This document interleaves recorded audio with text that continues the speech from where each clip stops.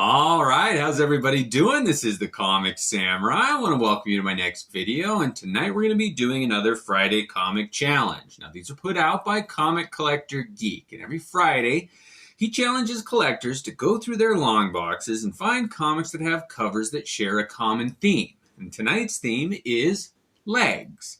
So let's go ahead and jump right in. First off, we got this Crisis on Infinite Earths number 8. And this is the actual death of Barry Allen. And it's got a beautiful cover done by George Perez. But what I remember about this one is those arching legs. I really like that. Who killed the Flash? It's kind of a mystery. You got to open it up and see who it was. Next up is Superman number 21. This is a cover done by John Byrne. Now, I've broken this video into two parts, and this first half is going to feature comics that use that trope of the arching legs, where you see the back of the main character, and then the identity's kind of obscured, and through their legs you see the action, the main idea. And here you see Superman's reaction to the new Supergirl. So you got to open it up and find out what she looks like. Next up is Iron Man number 5.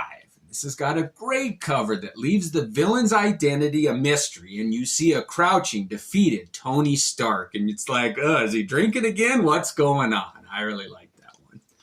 Next up is Avengers number 315, and this puts a little bit of a twist on the arching legs trope, and it ties in a little bit of sexuality or a little bit of mystery with a female lead, and those legs, you just got to see, who do they belong to? Next up, we got Gen 13 number 2. And this one takes that hidden identity, the taillights cover to the extreme. And nobody can do that like J. Scott Campbell. He does a great job. I really like that. Next up, we got Poison Elves number 19. This has got a Drew Hayes cover, as most of them did.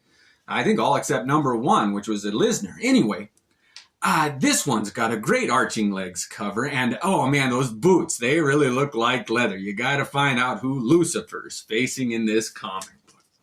Next up, we got Green Lantern number 182, and this has got a beautiful Dave Gibbons cover, and it's got a mysterious figure facing down Hal Jordan, and they make you believe it's Guy Gardner, because Hal's like, oh, it can't be you, but it's actually John Stewart, and he's my favorite Green Lantern.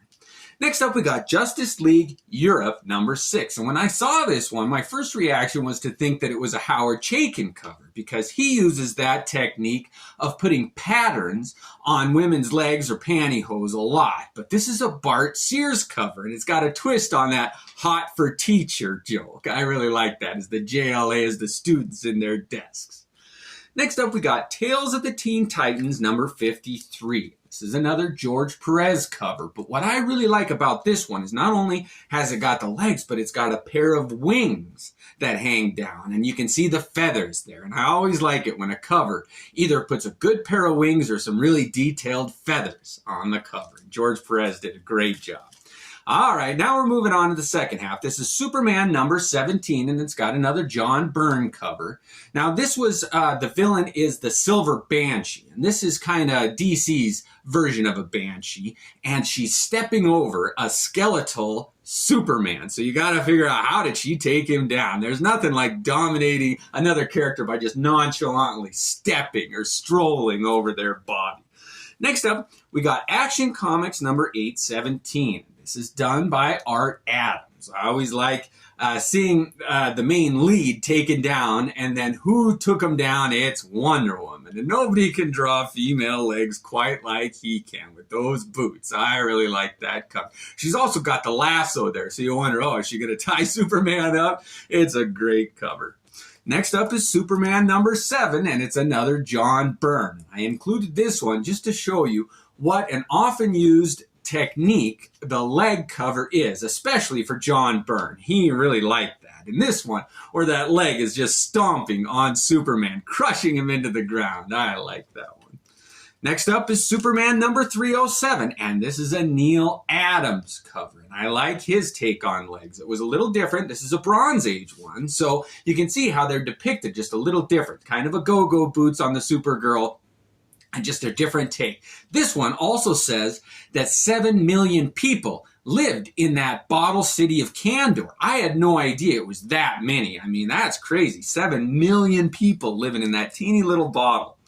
Next up is Marvel Team Up number 117. This one was done by Bob Layton, and it is one of my favorite Wolverine and Spider-Man covers. I love that forced perspective of his claws coming at you, but it's his leg that really gets me. I mean, look at how big that leg is compared to that little teeny short leg over there. Oh, I really do like that foreshortening technique where when things get closer to the camera, they get longer. I like that. That's my favorite Wolverine legs cover. Next up is Brat Pack by Rick Veitch, and he is such an interesting take on the superhero mythos. This one, it was all about the sidekicks, but what a weird cover. You're like, yeah, they're shaving their legs, but what I like about it is this is the first printing here, and this is the third printing. Can you find the difference? All right, this one's got a lot more blood running down his leg, and it makes me wonder if I had a second printing, would it be right in the middle, and a fourth printing, would there be even more blood? I don't know, but I just really like those two next to each other where you can see that, oh, a little time has passed, a little more blood came out. That's funny. Next up is The Pro, and this one was done by Amanda Connor, written by Garth Ennis, and this was a different take on the superhero story. I mean, it's not your typical superhero here, but what I like about this cover is that the legs and the figure of the main character make some of the type. They make a letter, the P, and I just thought that was an interesting take when part of the image becomes part of the type, too. I like that. Not only the type, but the title of it. All right, next up we got Invisibles number 10, and I can't do a list, it seems like, without including Brian Boland in the mix, and this is his take on legs. And sometimes they're trippy, sometimes they're funny, horrific, but this one is a little psychedelic. It's an opium den, and this woman laying down, and she's got her nylons on, and it's just a classic Brian Boland image. I like that. Next up is Superman Batman number 12, and this cover works. I really like how they did the red fading into the black, and it's contrasted with that new Supergirl's costume and her legs, and their juxtaposition of her feminine legs being bordered by Darkseid's thick, masculine, like huge legs, and it's just weird to compare those two on the cover, and I like that. Femininity versus masculinity, and it's summed up in their legs on this cover. Next up is, and finally, I saved the best for last, is Vampirella, A Scarlet Thirst, done by the great Dave Stevens. Now, he's done so many Vampirella images, and there's been so many sexy covers with her and everything, but this is my favorite. Something about that stark white background. Dave Stevens was able to capture an image that I wish all leg covers were able to just redo every time. Anyway, those were my leg covers. I hope you enjoyed it. Let me know what your favorites are. Thanks again. Have a great one.